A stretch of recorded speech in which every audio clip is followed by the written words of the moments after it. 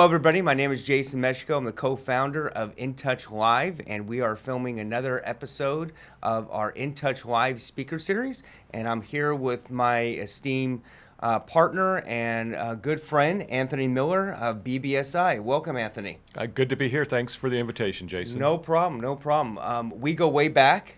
We do. And we've, in this world of insurance and human capital and benefits, we intersect, and we're happy to have you guys as a partner of InTouch Live and as a resource for us to help our clients go ahead and have their businesses grow. Yep. So today we're going to talk a little bit about what BBSI is and what a PEO is, because a lot of folks don't know what a PEO is, and they've heard and they know enough to be dangerous on what a PEO is, but at the end of the day, they really don't know. So we're going to get into that and really get into benefits, human capital, what that means, growth, AI, and how that affects your business growing, and how Anthony's company can help everybody, all of our clients, and your clients, our clients together, to go ahead and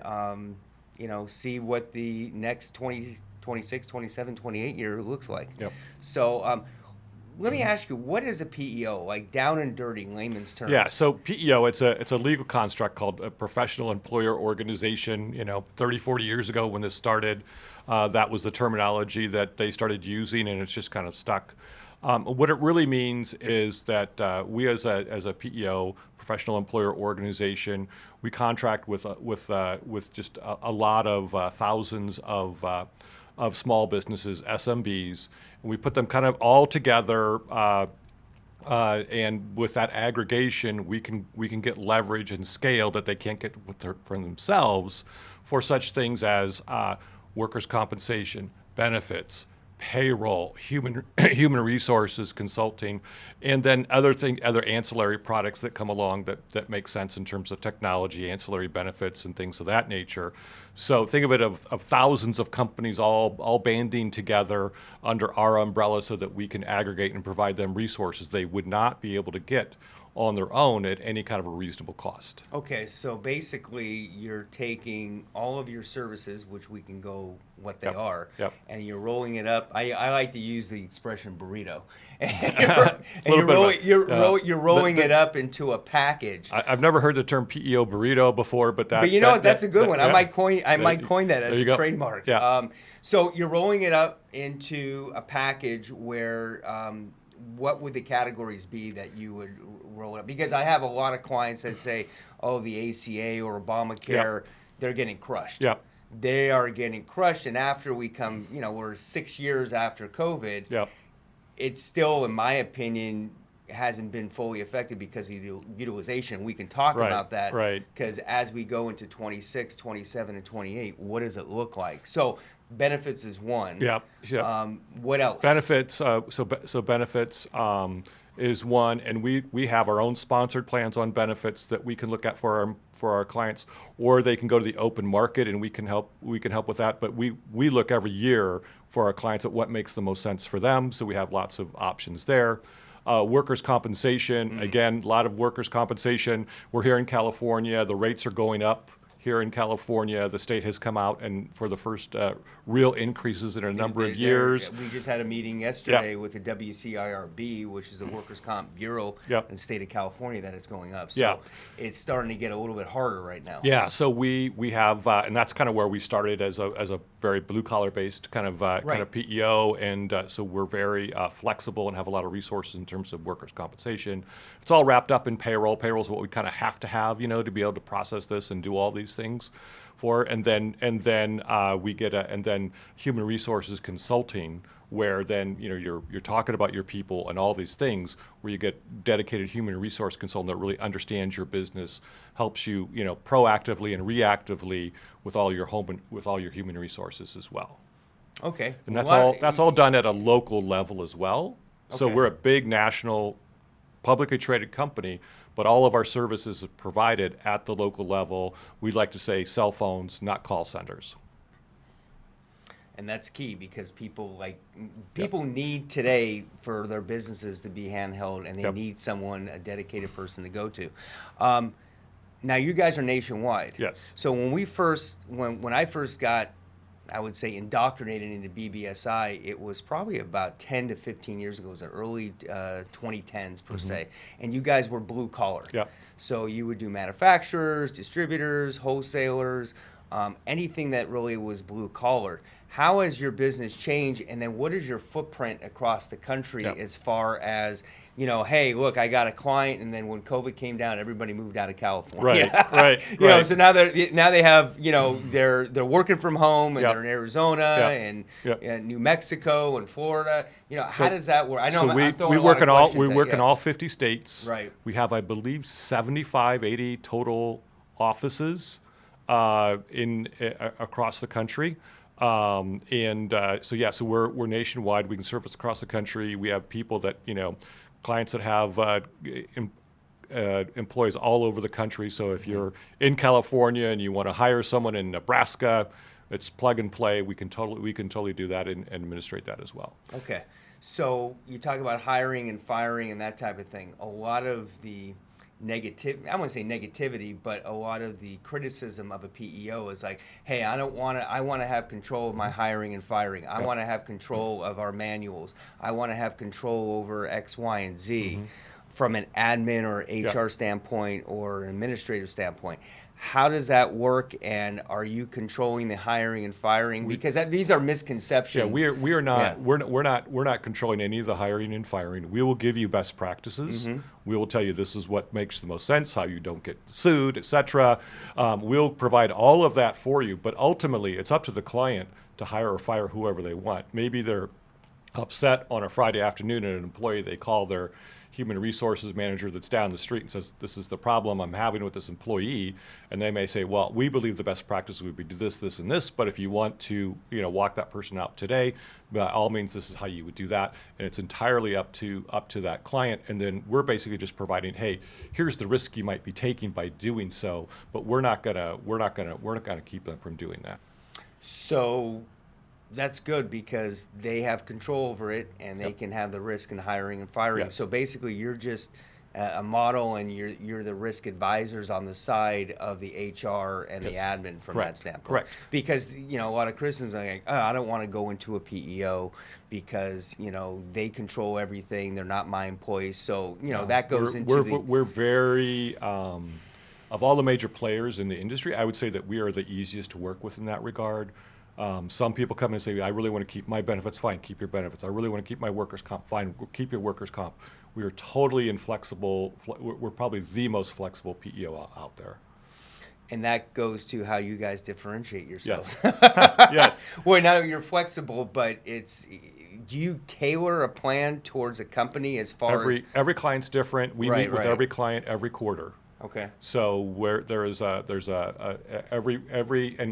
client's a little bit different in terms of how much engagement that they really want with us. But I think when they really engage and they get a dedicated group, they get a dedicated payroll person, a dedicated HR person, a dedicated risk manager, and then a business unit manager who's really like the lead consultant. And we want to meet with them every quarter, understanding what's working in their business, how we can help them. Are they trying to grow? Do they have competitive issues? Do they want to set up their business to be able to sell within the next 3 to 5 years? Maybe it's one of those kind of like, mom and pop companies that they've had and grown for 20 years and they want to retire. Okay, how can we set you up to be able to sell that business and help you do that? Every company's a little bit different. Another one might be, no, we've been in business 18 months. We're really growing. We need to scale. How do we do that? Every client's going to be a little bit different, and every plan is tailored just to them by that local team. So they're tailoring the plans, they're implementing it, and then basically they're giving all the services and the risk assessment on the back end of it. How do the plan designs work? The biggest pain I would say with our clients is the ACA or Obamacare. Right. And they're small groups, they might have 30, 40, 50 people, and they're getting crushed. Yep. How does going into a PEO not only benefits the workers' comp, because you're pooled together, and the admin and the HR, the benefits, the Yeah. plan designs. How does that work, and how does that translate into a small group plan versus what the plans that you guys provide, and who are the Sure. providers too? Sure. So we have, excuse me, we have over 40 different plans at our disposal that are our plans that we sponsor. Okay. And so we're not going to show all those to everyone, right? Every client's going to be a little bit different in terms of what their budget is, what their workforce looks like, et cetera. And then we'll say, okay, maybe these plans will work best. Then you work on a funding strategy for them. We can tier the funding strategies for the executives versus the rest of the employees. So that's all customized for each individual client. Okay.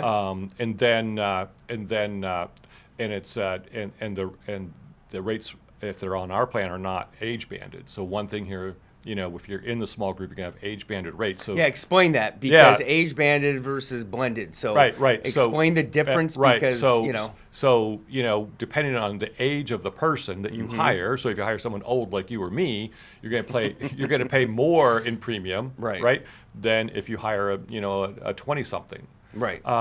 So our And that's on the small group. that's any small So group. small group is what, 99 and less? Under 100 here in Under here, 100 here in in California. California. Other Okay. states it's 50. Depends Okay. on the state that you're in. But no, ours are aggregated. They're same rate for everyone regardless of their age. So On the large group. on our sponsored plans. So is it safe to say that going into a PEO, you're going to get better or more diverse plan designs, Yeah. and your rate is going to be better than per se? It can be. It can be. That's Right. something that's also a different perception. Is everyone Because says if you have an older census or an older company, it would be advantageous to go in there, because then they would be getting crushed on the small group, Well, age banded rates. It depends. It really, again, the medical healthcare market in America is not rational. Okay, Are you serious? let's put that out there. So the way it works, the way Obamacare works, and the way that these plans work is sometimes it is advantageous to stay in the small group because of just the way the underwriting works of the small group versus our sponsored plans. It's just the nature of the beast. But what we will do is we'll look at both. We're going to come back to you as you're the entrepreneur, you're the owner, and say, okay, here's what we think you should do for this year. Right. And whatever makes the most sense, whichever is most cost effective, we'll give you the choice. And sometimes say, no, I want to stay in your plans. I don't care if if it is a little bit more. I just whatever. But we are totally agnostic. We don't make any money on our benefits. We're a pass through. That's one thing that makes us unique. And we're just there to do the best thing for the client, and also at renewal. So that's another thing that I find when I talk to entrepreneurs, and they're saying, oh my gosh, these costs, either workers' comp or healthcare, are just really out of control. Well, when you go to renew, do you just auto-renew it, or do you say, hey, let me look at different carriers, different plans, different things of that nature? So I always advise people, hey, when you're at renewal, go out and look at different plans, look Right. at different carriers, and see what else is available. It's just the nature of the market right now that you need to go out and shop. Okay, so you're talking shopping. So what providers do you have access So to? at for our plans, for BBSI. for our plans, our national carrier, largest national carrier is Aetna. We have Kaiser as well here in California. I think 6-7 other states. There are some other states where we have other Blues and other carriers where maybe Aetna is just not strong enough that we have other regional carriers available as well. But again, all 50 states, we have robust plans for all states. No. So let's say a client or a company that we partner with, they want to stay with small group, but they like your services, they Yeah. like the workers' comp and the whole thing, and Totally fine. So what do you do in that aspect? We're totally fine with that. It's just a different agreement. We flip a couple buttons in the background, and So you just carve it out. Yeah, we just carve it out, and then maybe at renewal, when they're coming up to renewal, we'll say, okay, hey, let's take a look, and let's look at the open market versus our plans. They can keep their broker. We're very broker friendly, so they keep their broker. They can keep their broker. regardless of whether it's small group or our plans. We're very broker friendly on that. If they like their broker, we work with brokers like you all day, every day. It's how we've built the business. So yeah, so it's again, we just want to do what makes the most sense for that particular client in that particular situation. So would you say that you're adaptable to the needs of the business owner? That's a very good way to put it. We're very flexible. Yes, Flexible, adaptable. We're very flexible. And that's one reason why, again, and with the service, I was just on a call yesterday. Our retention, our big renewal is January. Our retention is 93% last year, which is tremendous. And I think it's because of that local service, high quality local service, high touch, and the flexibility. And I think the biggest challenge with companies is getting someone on the phone when there's a problem or they have a question. Yeah. They don't want to call an 800 number, and they don't want to, basically hope they get Sally on the 800 number, but and hopefully Sally's competent. So Sally's competent. It's sort of like you're calling up Amazon and you don't know who you're getting and such. So you have a dedicated team. So every client. So we have what we call business units, and the number of business units per branch depends on how many clients we have.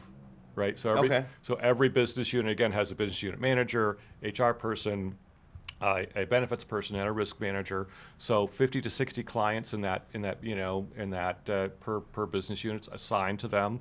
They have their cell phones. They're right down the street, typically at a branch location, and they can work with them on site. They can do it remote, and they have literally they can call the branch or they have their cell phones. And they're dedicated. They're dedicated to those teams. So down in San Diego, for instance, I think we have 5 or 6 business units for our clients down there, and so that's how all very seasoned, professional, certified PHRs for the HRs for the HR. So high quality, tenured people. You're not going to get a rookie on the other end of the phone. It's just not our model. So you're not calling an 800 number and hoping for Sally, but getting Francine or someone like that. We don't have, and then it's, we don't have an 800 number. Right. Okay. Well, that's a good thing. I would say a lot of our clients, it's really the education, and this is why we're doing the speaker series. That's why we're doing, our big event in San Diego is to really educate.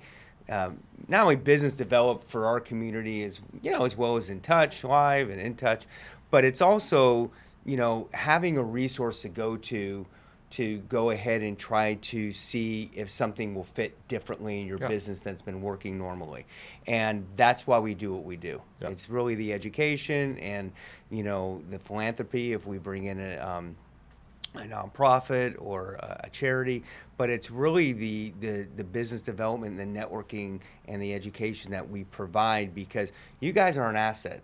You're an asset to a company that could be anywhere from 5 to 10 employees and up. You're an asset for the ever-changing landscape of this world, which changes every hour the hour. The legal constraints around, Right, the legal on the HR side. Changes with legal. Especially in the state of California. I mean, you blink and it's changed. Wage and hours, and if you have multi-state, same thing. Right, and a lot of our clients and a lot of our clients or people that are probably listening to this podcast, everybody's spread around the country.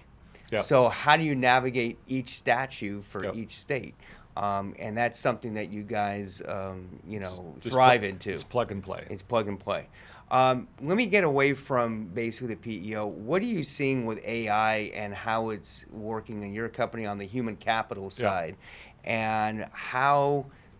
A lot of people think, AI is going to be taking over. They're going to be taking the jobs over, so forth and so on. What's your take? What are you seeing on that aspect of it? I'm forever an optimist, I guess. I mean, you've been, not to age you, but you've been in this space a long time. Yeah. So you've seen it evolve to the point where, how does that translate to human capital, and what are you seeing? I'm an optimist, and I know that a lot of people think that AI is taking over, and definitely there's jobs that are being replaced, that there are fewer jobs in certain sectors, especially because of AI, and I'm sensitive to that. I'm still optimistic long term, big picture, in that every time we go through one of these cycles where there is this kind of like change, this this big change, like when we went from an agrarian to a manufacturing economy, from a manufacturing economy to an information-based economy. We went from information-based, now we're going into more AI-based, right? We've gone through all these changes, that the productivity that comes from that creates more economic activity, which then creates more jobs and, for more people. Sure. How that's going to all shake out with AI is yet to still be seen. We're still probably in maybe the top of the second inning, in my mind, for how AI will affect all of our lives. So I'm still optimistic, and I think you got to be adaptable, and I think also we're always going to need people also to turn wrenches.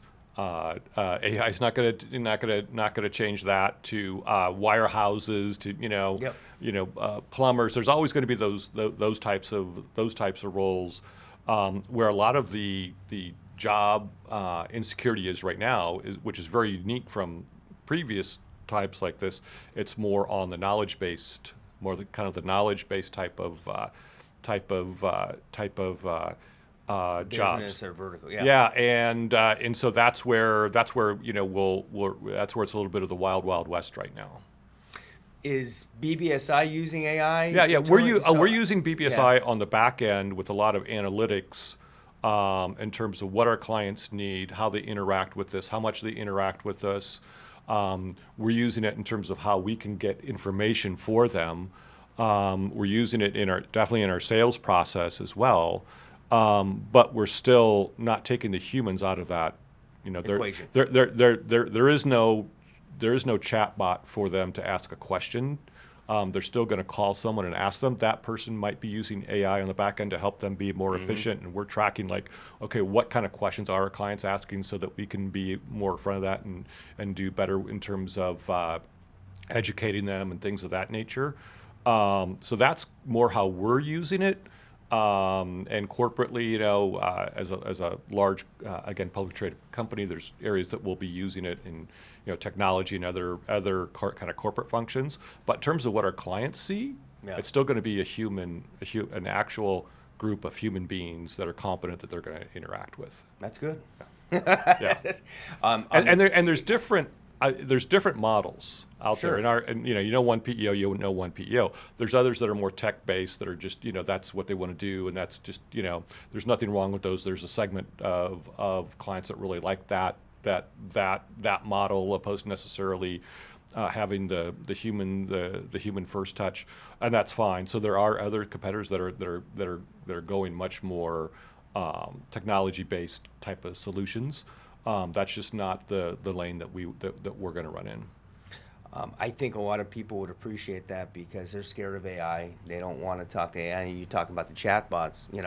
We're licensed in 38 states, intouch on the insurance side. Yeah. So we have on the property casualty side, you have those portals. So you log in and you put in, okay, here's a business, and if you want to ask questions, there's the AI chatbots, Right. and it's everywhere. Yep. And to get someone on the phone is a challenge. You need to know who they are and how to get them on the phone. Well, are you really talking to a real person, or is you, it a you, chatbot? ho- you hope and there's where a real person. and where are they located? They're across the country. Yeah. So Or overseas.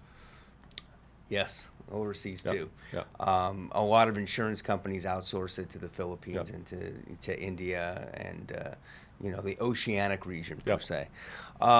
So what could you tell if someone's thinking about joining a PEO or they got some reservations?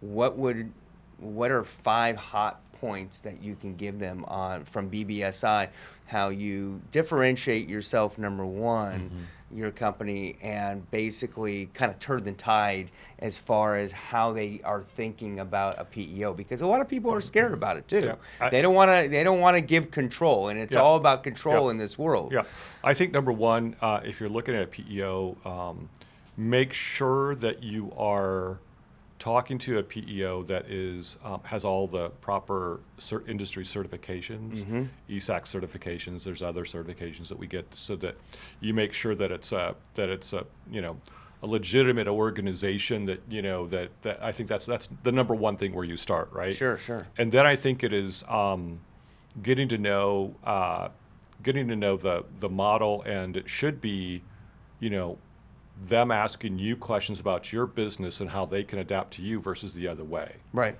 So if it's just, hey, this is the model, does this make sense for you?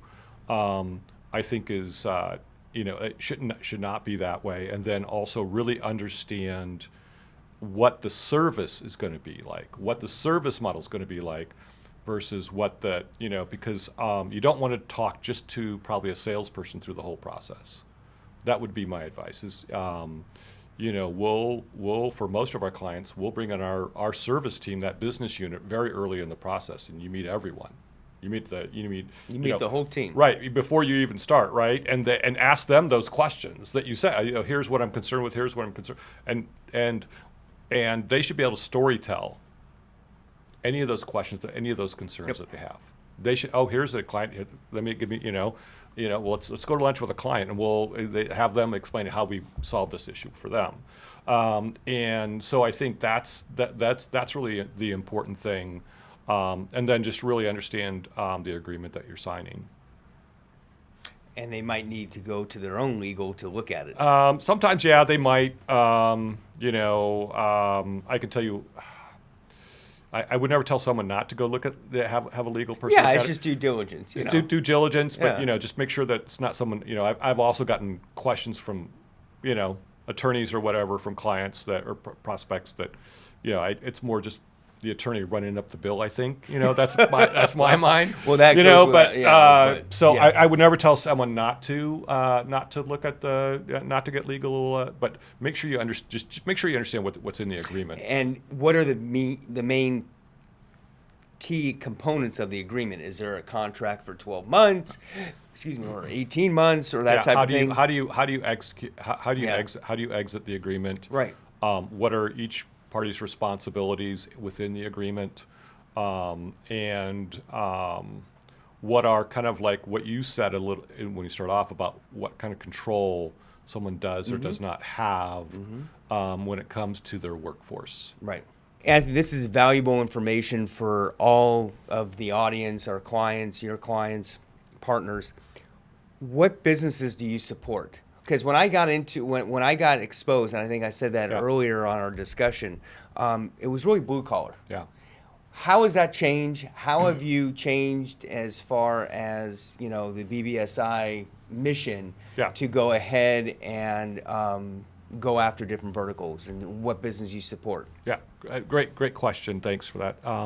We started out as a blue collar kind of like very workers' comp, risk management heavy. Yep. For the last 4 or 5 years, we've been going on a bit of a journey in our organization with technology, benefits, and other ancillary services we're offering our clients.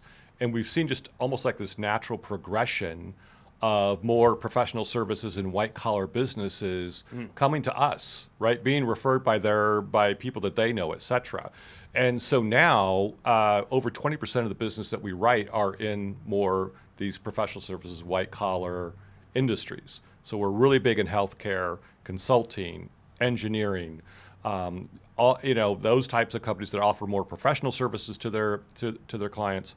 We're doing very, very well with, and that's our fastest-growing segment of clients now. Like technology companies? Technology companies, yes. Technology companies, financial services as well. But our sweet spot right now, we're doing that, but our sweet spot really is more like the professional, like again, consulting, healthcare, engineering, law firms, CPAs. Right. We're doing a lot of work with all. And how are you doing with those by getting into that space, basically post-COVID? It's been how are we getting into the? Are you transforming the at-bats into wins for those services? Because you've always been the blue collar prior, pre-COVID area, and everything's changed, right? And now it's just, hey, any small business, how can we help you? Right. And having that discussion up front, that discovery, discussion up front and how we can help you, and here's what their needs are, here's our model, here's the services we can offer, and how can we apply it to you. And I think those companies, because they're really in the services business, where they get the human service, as opposed to all of us have been frustrated in some kind of like call queue at some point, pressing buttons trying to get a real person, right? Right. And so a lot of those clients are also coming from other places in our industry where they love the model. They just fell out of love with who they're with, and they see this model and it just makes all the sense. When you say small businesses, what is the bare minimum employees you need to run payroll to go ahead and get into a BBSI contract? We'll go as low as 1 or 2 employees. Oh, really? We can, yes. Because some other PEOs now, if you say want 5 to 10. Yeah, if you want benefits, we'd like to have 10 on payroll, at least 5 on benefits. Okay. We are flexible with that as well. We can be very flexible with that. But really, between there and like 500 employees is really kind of like we have Okay. clients that are much larger than that. But that's really our kind of like our sweet spot, so to speak, in terms of size of client. Interesting. All right. Very, very cool. As we wrap this up, we can be talking about PEOs the whole day. I could talk about it. I've been at 20 plus years, so yeah, I could definitely talk about it. San Diego, we have by the time this episode of the podcast gets released, the registration for San Diego is open. You guys are a key component of it for your San Diego office as well as clients. What are a couple topics that you're going to be talking about? We're going to have 2 panels. Excited about it. One is fractional resources for your small business. So, I think that's a great topic. Right. So we're going to bring in a CFO for hire, an attorney, an HR person, and I think there's one other in there. It's slipping my mind right now. So we'll be bringing that in great. terms That's of like how you go about getting different resources. Again, if you're a small business, you're not going to go out and hire full-time people necessarily for all these roles. How you go about finding and working with these types of people. So we're going to bring in a series of those people for one panel, and the other one is then keeping human capital. Keeping humans in human capital, right? So it's like an anti-AI. Yeah, thing. a little bit of an anti-AI, and it's really about then bringing in people in terms of you can use we have a system, a recruiting system, right? An applicant tracking system that our clients use. We have all kinds of we have an HRIS system that our clients use, et cetera. But still, it's about the people. Sure. It's about your employees. Sure. And one of my mentors long ago, when I got into management, he said, it's all about hearts and minds first. You get someone's hearts and mind, you can lead them, they'll follow you, and how important that is when you're running a business, when you want to retain those best employees. You have a small business.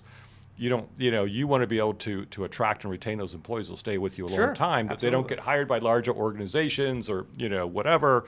And so that's really so that's really it is, and how you're very intentional about that, and then that leads to your company culture, right? And how you build It's that all culture. about being proactive, and that's why we do this proactive versus reactive, and then the culture of a business to be proactive, so that doesn't happen to a business, and they kind of float away, or they just kind of move at a glacial speed, or they don't grow, or that type of thing. Well, and it also touches into a little bit of we talk about managing the risk of your business.